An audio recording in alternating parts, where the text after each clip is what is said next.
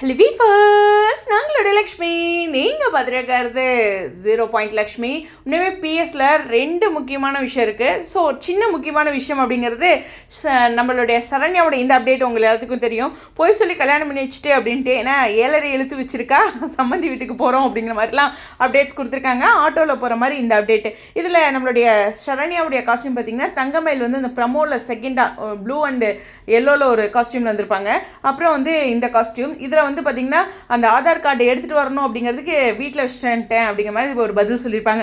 அதுக்கப்புறம் அதே காஸ்டியூம்லேயே வீட்டுக்கு போயிட்டு வர்றாங்க. அங்கே போய் சொல்கிறாங்க அவங்க வந்து இங்கே எப்படியும் சமாளிஃபிகேஷன் பண்ணுறாங்க அப்படிங்கிறது இந்த அப்டேட்ஸை பார்க்கும்போது தெரியுது. ஸோ இந்த ஆதார் இஷ்யூ வந்து இப்போ இருக்காதுன்னு நினைக்கிறேன். ஏன்னா அதை விட இன்னொரு முக்கியமான இஷ்யூ இருக்குது. இதை எப்படியும் தங்கமயில் சமாளிச்சிருவாங்க அப்படிங்கிற ஒரு விஷயம் தான். பார்ப்போம் அவங்க அம்மா வந்து என்ன மாதிரி சொல்லி சமாளிக்கிறாங்க. இப்போதைக்கு அந்த ஆதார் கார்டு எடுக்காமல் ரிஜிஸ்டர் பண்ணாமல் அப்படிங்கிறத பார்ப்போம்.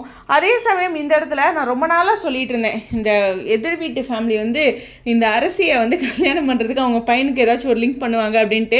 ஏன் அப்படின்னா, குமாருக்கு வந்து இந்த பொண்ணவே காட்டல. பொண்ணு பார்க்க வராங்க, அதாவது மாப்பிள்ளை பார்க்க வராங்கங்கிறாங்க.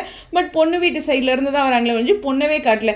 அது ஒரு டவுட்டு. ரெண்டாவது, கண்டிப்பாக இந்த பழிவாங்கும் படலம் அப்படிங்கிறது இருக்கும். எவ்வளோ மூவிஸ் பார்த்துருக்கோம். இது நம்ம இனிஷியலாகவே கெஸ் பண்ணது தான். ஸோ அதனால் குமாருக்கு அவங்க அப்பாவே இதை சொல்லுவார்னு நினைக்கல. நான் ஃப்ரெண்ட்ஸ் யாராச்சும் சொல்லுவாங்கன்னு நினச்சேன். அவர் செம்ம கடுப்பில் இருக்கார். எனக்கு தெரிஞ்சு ராஜியோட அப்பா கூட கொஞ்சம் பரவாயில்லைங்க. அந்த வில்லனில் இவர் ரொம்ப மோசமாக இருக்கார். கடைசியில் பார்த்தா ராஜியோட அப்பாவுக்கும் இவருக்கும் குமார் அப்பாவுக்குமே பிரச்சனை வந்துட மாட்டிருக்கே அப்படிங்கிற மாதிரி இருக்குது.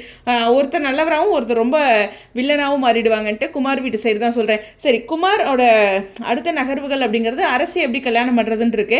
வீட்டுக்கு தெரியாமல் தான் பண்ணுவாங்க. ஏன்னா ராஜியோட அப்பா சம்மதிக்க மாட்டார், குமாரோட அப்பா சம்மதிச்சிருக்காரு. இது 2 முக்கியமான விஷயம். ஸோ இதில் எப்படி அடுத்த நகர்வுகள் வருதுன்னு இருக்கு. இது ரொம்பவே ஹை வோல்டேஜான ட்ராக்கு. ஓகேங்க, இவங்க வீட்டிலேருந்து பொண்ணை கல்யாணம் பண்ணாங்க, அங்கேருந்து பொண்ணை கல்யாணம் பண்ணலாம், சொந்தம் தான் அப்படிங்கிற அந்த பாயிண்ட்லாம் ஓகே.